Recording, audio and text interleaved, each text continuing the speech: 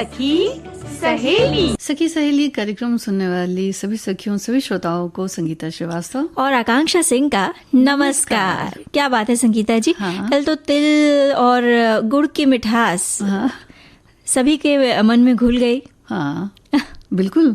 और देखिए कि मीठी मीठी वाणी और मीठी मीठी बातों में इतना रस, इतना प्रेम होता है कि हमारे श्रोता, हमारी सखियां आज फिर जुड़ गए हैं हमारे कार्यक्रम से। बिल्कुल, तो जुड़ गए हैं तो चलिए जल्दी से बता देते हैं कि आज बटारे में क्या क्या है। हाँ, आज हम बात करेंगे, आज आकांक्षा नेशनल स्टार्टअप डे भी है, तो इस सिलसिले में भी बात करेंगे।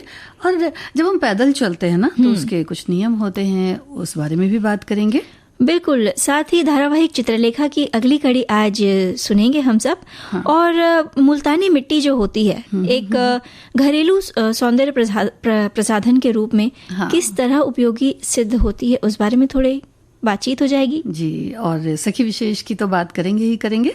आज किन्हें हम लेकर आए हैं या किन की बातें करेंगे आज साहित्यकार डॉक्टर शांति जैन के बारे में हम कुछ जानकारी लेकर आए हैं। जी जी। जिनका जन्म 4 जुलाई 1946 को हुआ था बुंदेलखंड के छतरपुर जिले के बक्सवाहा में।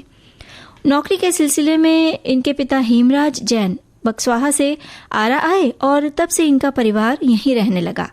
डॉक्टर शांति जैन एक संवेदनशील छात्रा थीं और इनकी रुचि प्रकृति से लेकर गांव और शहर में जीवन व्यतीत कर रहे लोगों, साथ ही सामाजिक जीवन, इन सब बातों पर केंद्रित रहती थी। तो जैसे जैसे शांति बड़ी होती गई, इन चीज़ों को और वे और करीब से समझती चली गईं।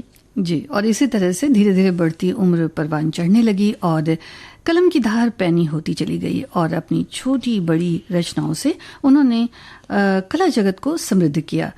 इसी कड़ी में उन्होंने अपनी लेखनी से लोक परंपरा को भी समृद्ध किया और बन गई बिहार गौरव गान की लेखिका, जो कि एक बड़ा ही मशहूर है। और डॉक्टर शांति जैन संस्कृत की अच्छी ज्ञाता और विदुषी प्राध्यापिका थीं।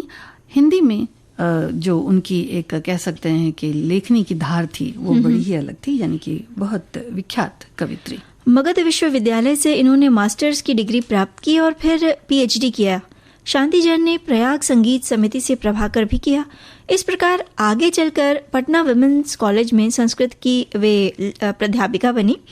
आपने धनबाद में भी अध्यापन कार्य किया। साथ ही शांति जैन आकाशवाणी और दूरदर्शन की कलाकार और उद्घोषिका भी थीं। इनके द्वारा लिखित कई नृत्य नाटिका, रूपक और नाटक प्रसारित भी हुए हैं, जिनका मंचन भी देश के विभिन्न भागों में होता था। जी। और इसके अलावा कविता, गीत, गजल, नृत्य, नाटिका और नाटक भी इन्होंने लिखे।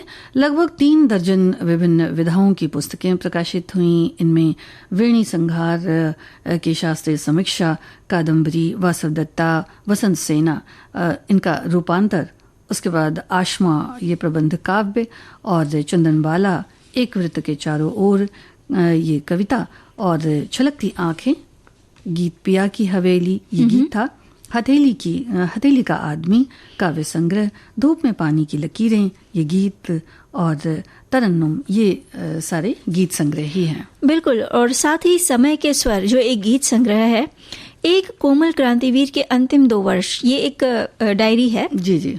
इसके साथ ही इनके अलावा चैती, कजरी, ऋतुगीत, स्वर और स्वरूप, साथ ही व्रत और त्योहार, उगो है सूर्य, लोकगीतों के संदर्भ और आयाम जो कि पुरस्कृत भी हुई थी।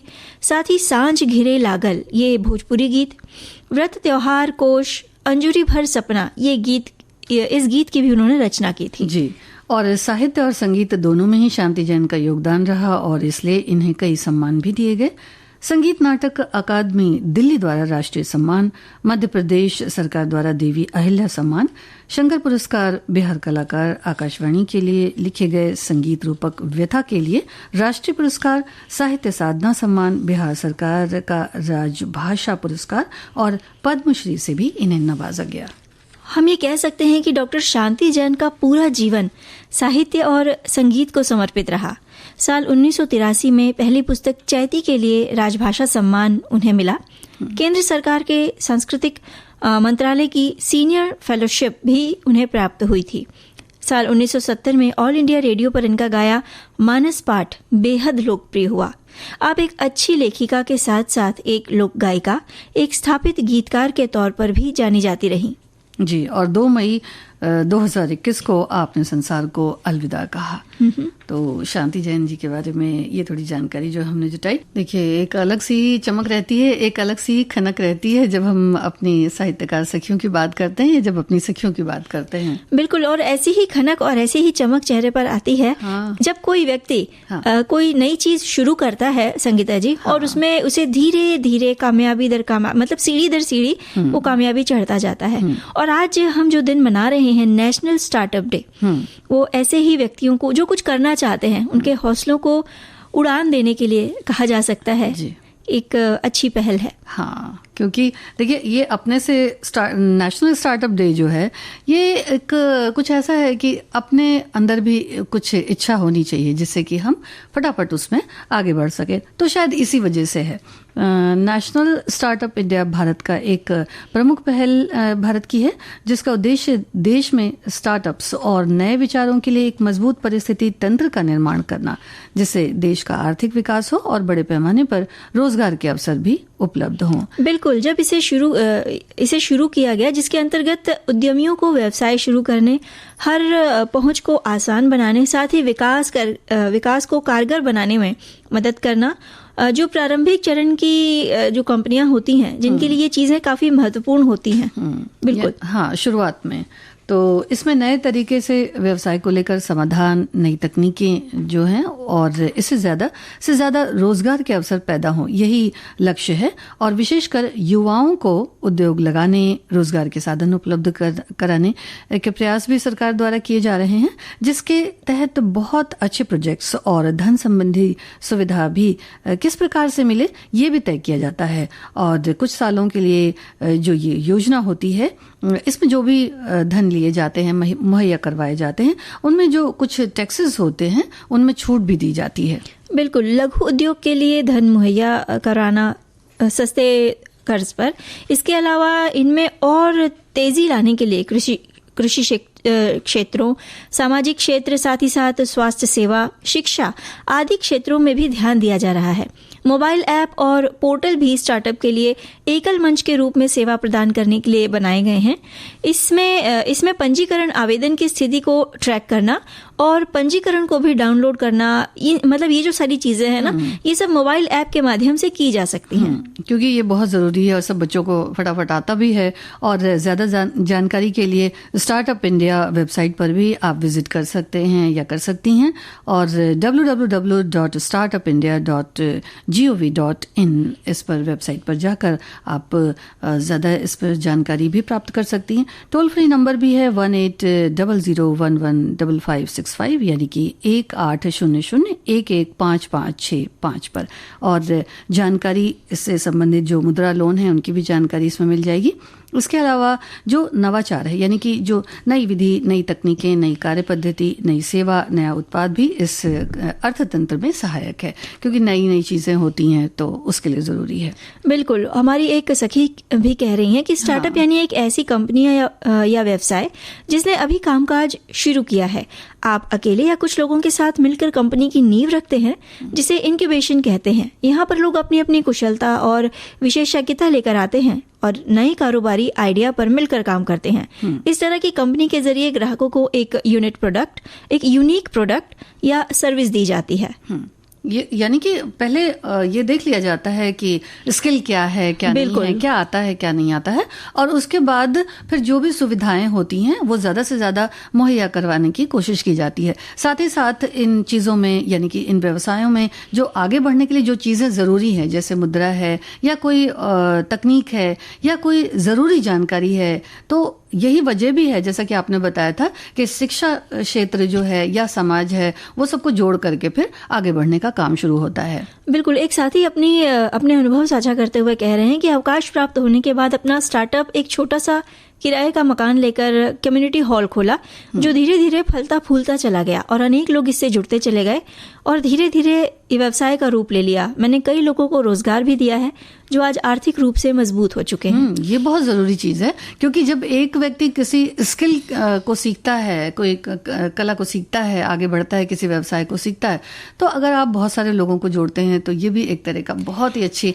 कह सकते हैं ना, कि एक अपॉर्चुनिटी है। बिल्कुल, सबसे अच्छी बात यही है कि जब आप आगे बढ़ते हैं तो आप अकेले आगे नहीं बढ़ते, अपने साथ कईयों को आगे बढ़ाते हैं। जी बिल्कुल।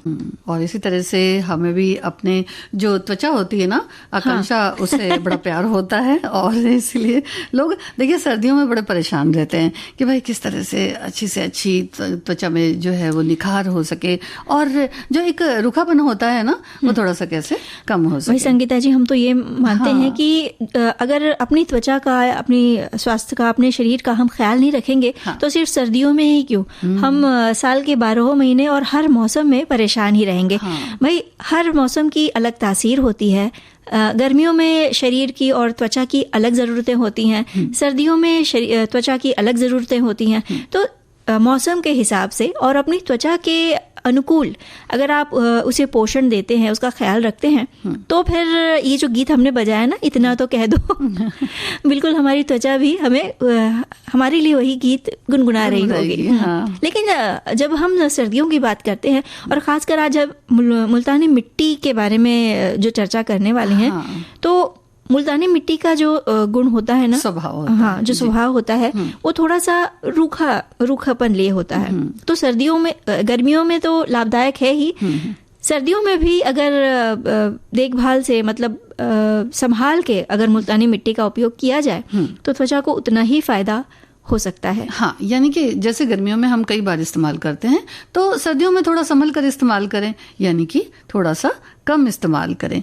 लेकिन इसके बड़े सारे औषधीय गुण हैं और एक तरह से कह सकते हैं कि मिट्टी एक प्रकार की औषधीय मिट्टी है। और इसके उपयोग की अगर बात करें तो बरसों पहले जो है वो लोग इस्तेमाल करते थे और ख़ासकर आकांक्षा देखा जाए तो बाल धोने के लिए अक्सर इस मिट्टी का इस्तेमाल किया जाता था। और सबसे अच्छी बात तो ये है कि इतनी पुरानी होने के बाद भी, इतने समय से चलने के बाद भी, जो आज कह सकते हैं कि इसकी एक व्यापकता है वो कुछ कम नहीं हुई है, बल्कि स्नान करने, चेहरे और त्वचा को निखारने और बहुत अलग अलग तरह के जो आकांक्षा फेस पैक्स बनते हैं ना, उनमें भी उपयोग होता है। तो त्वचा इससे वैसे देखा जाए तो प्राकृतिक तौर पर बड़ी मुलायम रहती है और पहले से ही इस्तेमाल होता आया है, तो अब लोग इसके बारे में जानते ही खूब हैं। बिल्कुल, ये पिंपल्स में लाभकारी मानी जाती है इसका उपयोग।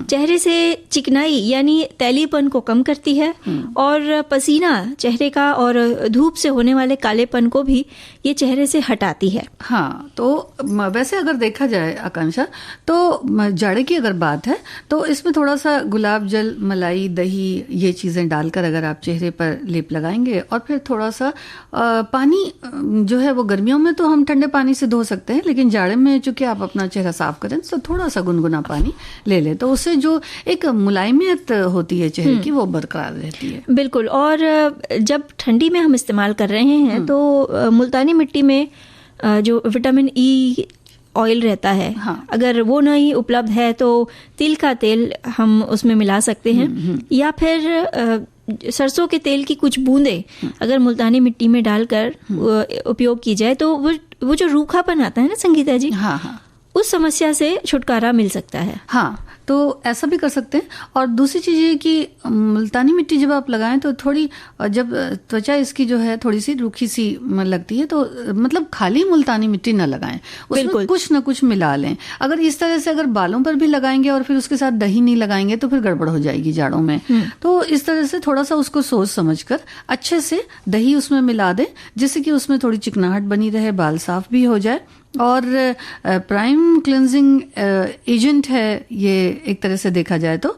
और इसके जो लेप होते हैं गर्मियों में थोड़ा देर आप ज्यादा रख सकते हैं कि बालों में अगर इसको लेप कर, लेकिन जाड़े में है तो बस थोड़ा सा कंडीशन हो जाए उसके बाद फिर हटा दीजिए। मैग्नीशियम हो गया, क्वार्ट्स हो गया, सिलिका हो गया, आयरन, कैल्शियम और कैल्साइट, ये सारी चीजें जो खनिज पदार्थ हैं वो पाए जाते हैं इसमें। और एक चीज और है आकांक्षा कि जब भी मुल्तानी मिट्टी का इस्तेमाल करें तो आप एक चीज को बिल्कुल ध्यान दे दें कि धूप हो अच्छे से, है ना, क्योंकि कई जगह पर मौसम बहुत बदलते हैं, बारिश कहीं भी हो जाती जाड़े में, कभी सर्दी ज्यादा है, तो उस समय तो ना इस्तेमाल करें। जब अच्छी खासी धूप निकली हो अच्छे से छत पे बैठ करके तो फिर आप इसका इस्तेमाल करें, ज्यादा अच्छा। बिल्कुल। और इसमें कच्चा दूध और थोड़ा सा गुलाब जल अगर लगाकर मिलाकर हम लगाते हैं तो जैसे सनबर्न की जो समस्या होती है ना, त्वचा सूरज की तेज धूप के कारण कहीं कहीं से कालापन लिए हो जाती है, तो उस पर भी ये कारगर सिद्ध होता है। और इसमें चंदन पाउडर और गुलाब जल मिलाकर पैक बनाकर लगाया जा सकता है। साथ ही नीम के पत्तों को मुल्तानी मिट्टी में मिलाकर जो पैक बनता है वो बेहद फायदेमंद होता है त्वचा के लिए। और जो कहते हैं ना कि मैनिक्योर पेडिक्योर, इसमें भी काम आती है। और एक चीज और है कि इसमें थोड़ी सी अगर ग्लिसरीन मिला ली जाए, है ना, तो वो भी फायदेमंद होगी। और कुछ लोग क्या करते हैं ना, अंगूर का रस भी मिलाते हैं आकांक्षा इसमें, बिल्कुल, तो वो भी अच्छा रहता है। और शहद मिलाकर अगर लगाया जाए इसमें ग्लिसरीन के साथ शहद, तो चेहरे को, मतलब जो त्वचा है उसको, पैक की तरह उसको टाइट टोन मिलती है।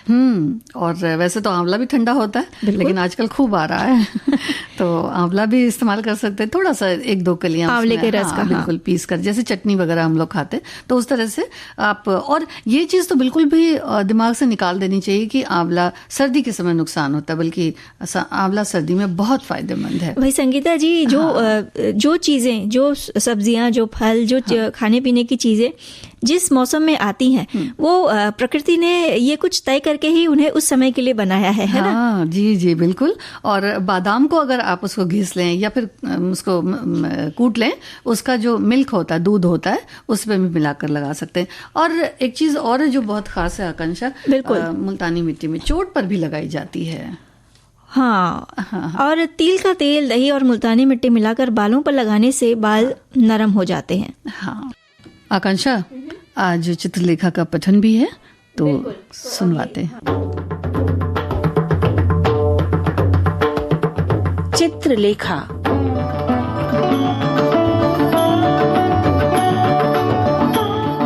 प्रखर लेखनी के धनी भगवती चरण वर्मा की विचारोत्तेजक रचना चित्रलेखा।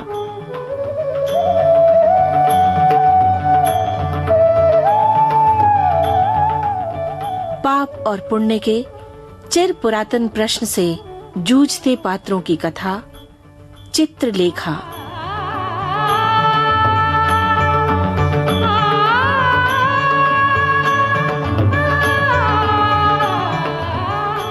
पिछली कड़ी में हम इस कथा के एक ज्वालामुखी मोड़ से गुजरे थे। बीजगुप्त को खोने का समाचार पाकर चित्रलेखा निढाल हो गई और कुमारगिरी योगी से भोगी बन गए। चित्रलेखा को लगा कि उसके पतन का कारण बीजगुप्त है। उसे बीजगुप्त पर क्रोध था, किंतु ये क्रोध विशाल देव को तनिक विचित्र लगा।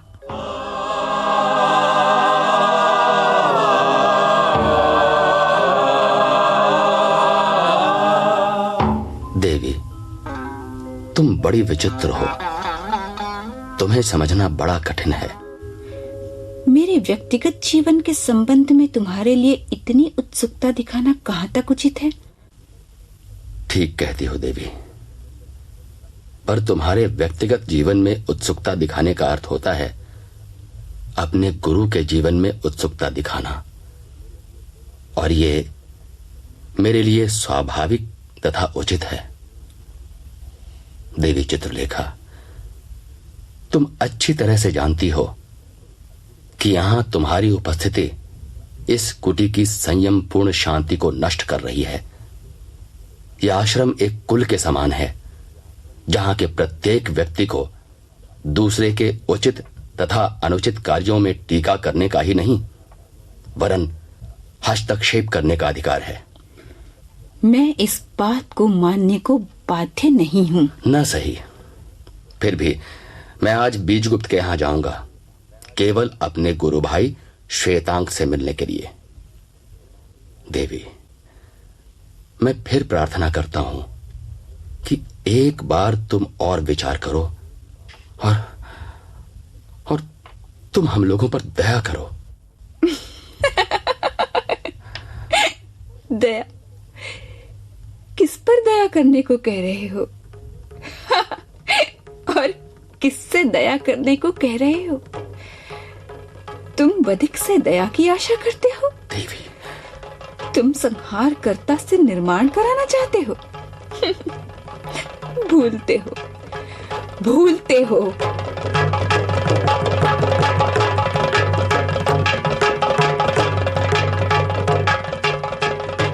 दोपहर के समय विशाल देव नगर से लौट आया। चित्रलेखा उसकी प्रतीक्षा कर रही थी। इतना सब कह चुकने के बाद, अपने निर्णय के बाद भी वो बीजगुप्त के संबंध में जानना चाहती थी।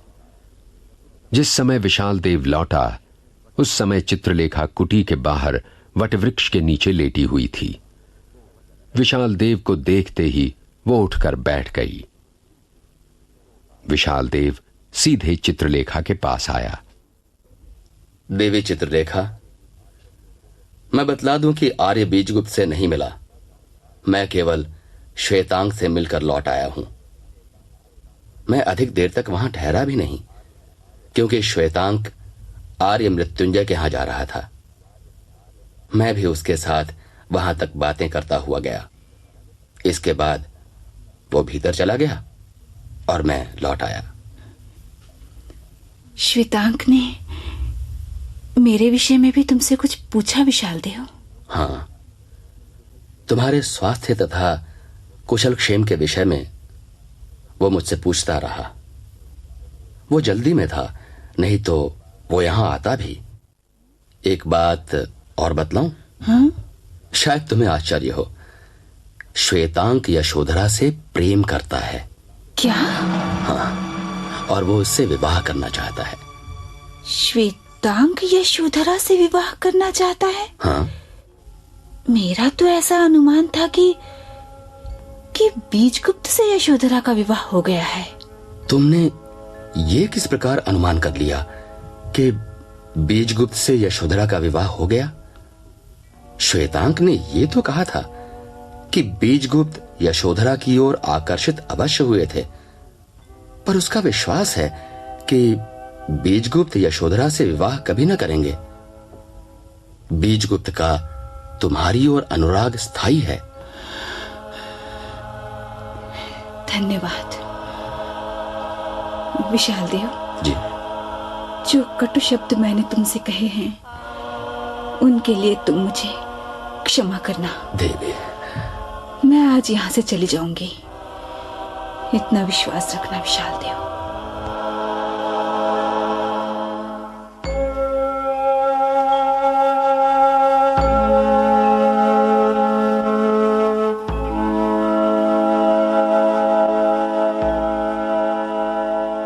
चित्रलेखा सीधे कुटी के अंदर चली गई।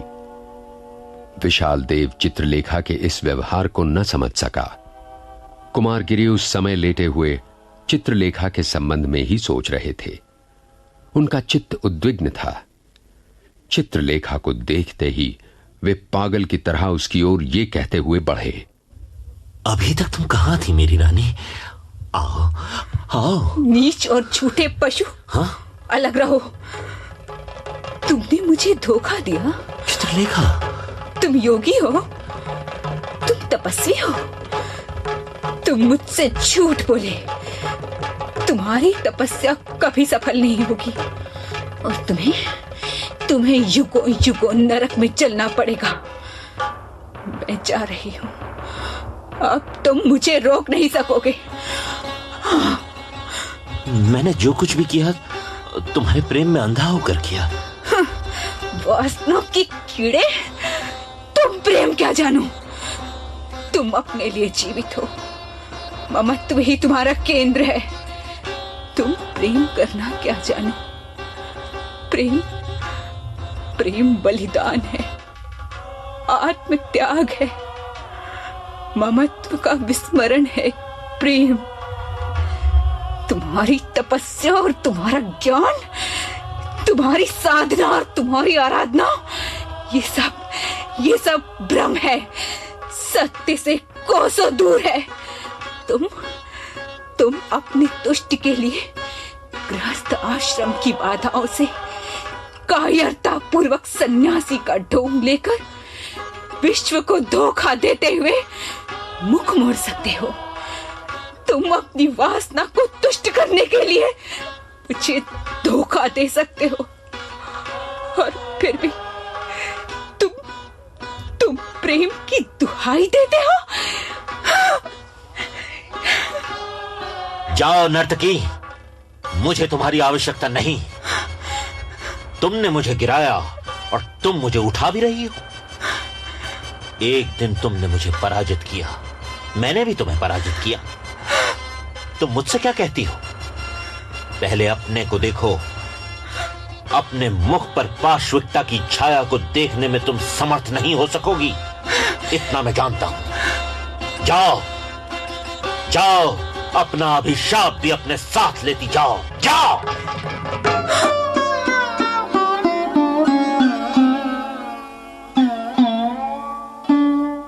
कुमारगिरी आवेश में कांपने लगे थे। वे बाहर चले गए।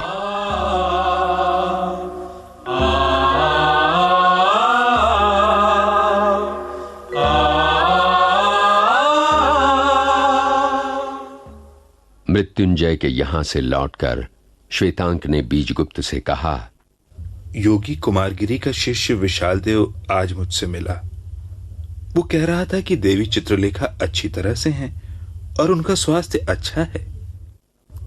क्या मेरे लिए ये उचित ना होगा कि मैं स्वामिनी को जाकर देखाऊं? नहीं, ये सब व्यर्थ है। श्वेतांक ने देखा कि चित्रलेखा की बातों में बीजगुप्त की कोई विशेष रुचि नहीं और उसका माथा ठनका। वो वहां से चला गया।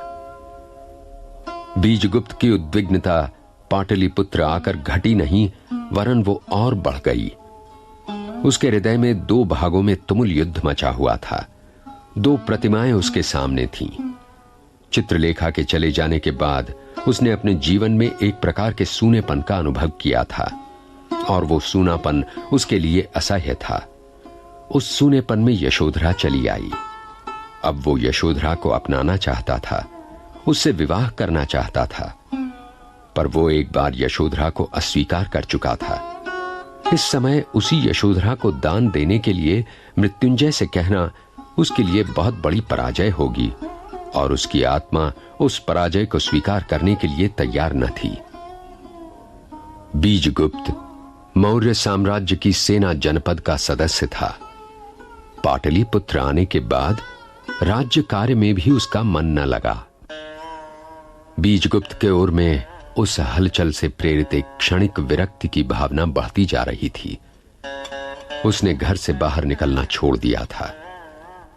नगर का विशाल जनरव, उसके उत्सव, उसके आमोद प्रमोद बीजगुप्त को काटते थे। आज श्वेतांक ने चित्रलेखा की बात चलाकर बीजगुप्त के हृदय में एक और हलचल उत्पन्न कर दी। वो उस रात को सो न सका।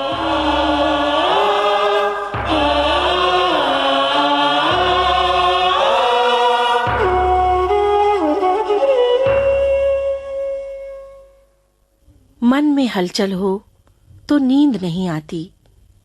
बीजगुप्त को भी नहीं आई।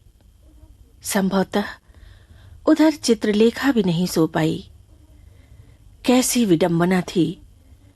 दोनों एक दूसरे को अनंत प्रेम करते थे और बन गए थे एक दूसरे की अनंत पीड़ा। किंतु अभी तो कथा में एक मोड़ और शेष है, जिसका आरंभ होगा अगली कड़ी में।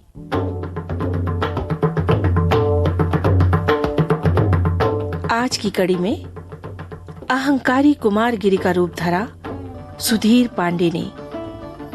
आहत चित्रलेखा बनी दिशी दुग्गल। श्वेतांक और बीज गुप्त थे अमरकांत और कमल शर्मा। सूत्रधार हरीश भीमाणी।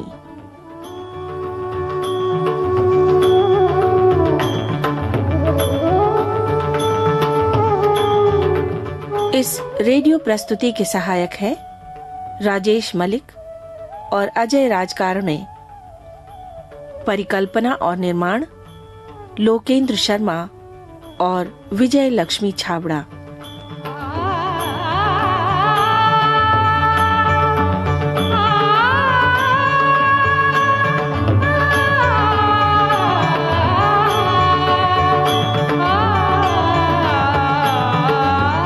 अब अगले सप्ताह तक शीला शुक्ल का नमस्कार।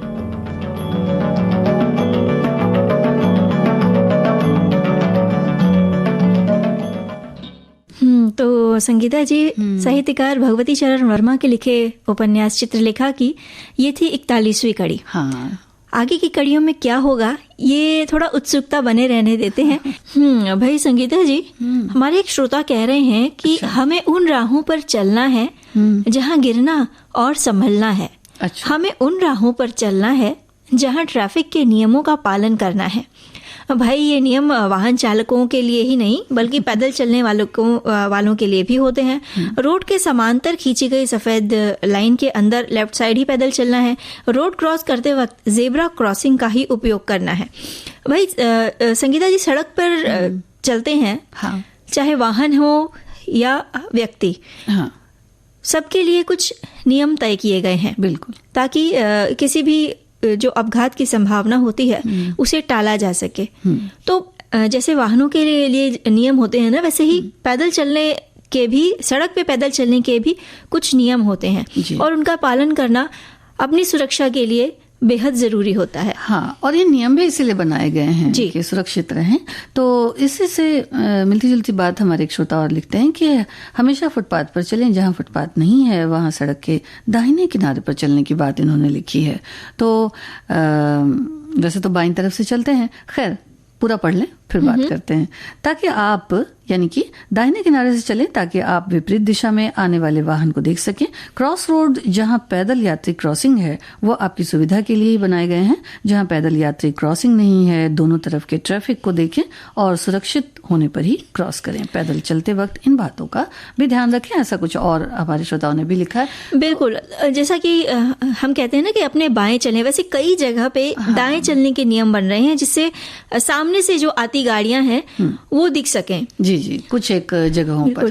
और पैदल चलते समय अक्सर कभी कभी ऐसा भी होता है ना कि लोग बड़ी हड़बड़ी में रहते हैं, जल्दबाजी में रहते हैं, तो आती हुई गाड़ियों को या सिग्नल्स, बत्ती हरी है या लाल है, उसे नजरअंदाज कर जाते हैं। उन्हें बस सड़क पार करनी होती है, किसी भी हालत में अपने गंतव्य तक पहुंचना होता है। तो ये जो जल्दबाजी है वो कभी घातक भी सिद्ध हो सकती है। इस बात का पूरा ध्यान रखें आप सड़क पर चलते समय। तो अगर सड़क पर चल रहे हैं तो सिग्नल पर ध्यान दें कि अगर सड़क पार करते समय इस बात का ख्याल रखें कि वाहनों की आवाजाही मतलब लगातार हो रही है, तो आपको थोड़ा ध्यान रखना है सड़क पार करते समय। हाँ, देखिए ध्यान रखना बहुत ज़रूरी होता है, क्योंकि थोड़ा सा ध्यान रखने से हम बहुत सारी असावधानियों से बच जाते हैं और कोशिश की जाए तो सब कुछ हो सकता है। हमारे देखिए एक श्रोता ने लिखा है कि हैंडसेट को तेज़ वॉल्यूम पर रखकर गाने सुनते हुए सड़क पर नहीं चलना चाहिए। इससे गाड़ी के हॉर्न और अन्य तरह की आवाज़ें सुनाई नहीं देती। तो ये बहुत ज़रूरी है। इसलिए तो देखिए मैंने कहा कि जो भी सोचना है वो सबसे पहले हम ही लोगों को सोचना है कि हमें क्या करना है।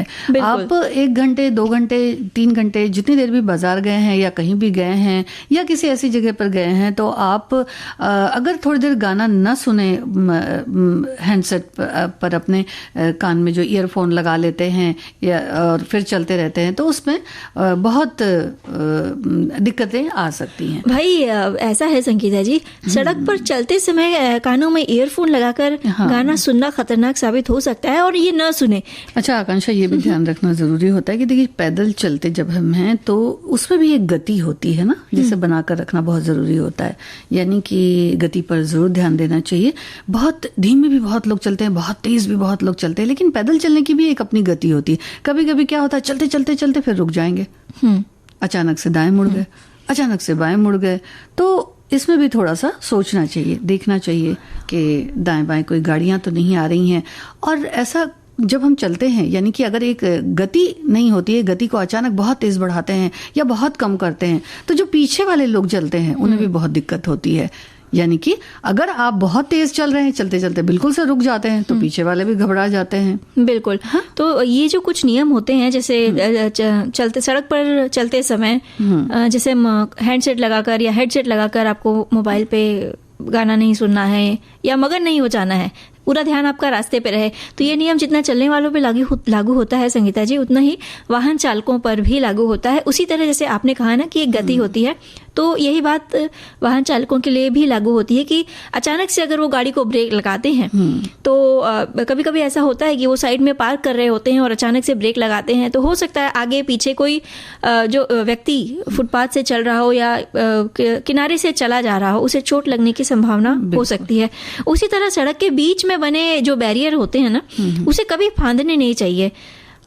ऐसा हमारे एक श्रोता कह रहे हैं कि कभी कभी जल्दबाजी में ये होता है कि खासकर हाईवे पे जो बैरियर, जो बीच में सड़कों के एक किनारे और दूसरे बीचों बीच जो बैरियर लगे होते हैं, ये बहुत जरूरी बात है जी। जल्दबाजी में कभी कभी लोग इस किनारे से उस किनारे जाने के लिए ओवरब्रिज का या जेब्रा क्रॉसिंग का इस्तेमाल न करते हुए बैरियर को ही फांदने लगते हैं। और चूंकि हाईवे है तो जो गाड़ियां हैं उनकी जो गति होती है बहुत तेज होती है, तो दुर्घटना होने की संभावना हो सकती है। साथ ही सड़क पार करते वक्त या सामान्य रूप से सड़क पर चलते समय भी मोबाइल या हैंड्स फ्री का इस्तेमाल न करें, और अगर बात करनी ही है तो सुरक्षित जगह देखकर रुक कर कुछ देर बात कर लें। छोटे बच्चों के साथ सड़क पर जाते समय बहुत सावधानी बरतने की जरूरत होती है, क्योंकि कई बार बच्चे जो हैं पैदल चलते चलते हाथ छुड़ाकर अचानक से इधर उधर दौड़ने लगते हैं या भागने लगते हैं, तो इसीलिए मजबूती से बच्चों को थामे रहना भी बहुत जरूरी है। और हमेशा फुटपाथ पर चलना चाहिए। जहां फुटपाथ नहीं है वहां सड़क के दाहिने किनारे पर चले, ताकि आप विपरीत दिशा से आने वाले वाहन देख सकें। और क्रॉस रोड जहां पैदल यात्री क्रॉसिंग है वो आपकी सुविधा के लिए ही बनाए गए हैं यात्रियों की। तो और जहां पैदल यात्री क्रॉसिंग नहीं है, दोनों तरफ के ट्रैफिक को देखकर सुरक्षित होने पर ही क्रॉस करें सड़क। और बुजुर्ग भी अपना बिल्कुल ध्यान रखें, बच्चों का खास ध्यान रखें। और इतनी सारी जो इन्होंने बातें लिखी, जानकारी लिखी, इसके लिए भी इनका बहुत बहुत शुक्रिया। और अब सबसे विदा लेने का समय है, तो सभी को आकांक्षा सिंह और संगीता श्रीवास्तव का नमस्कार।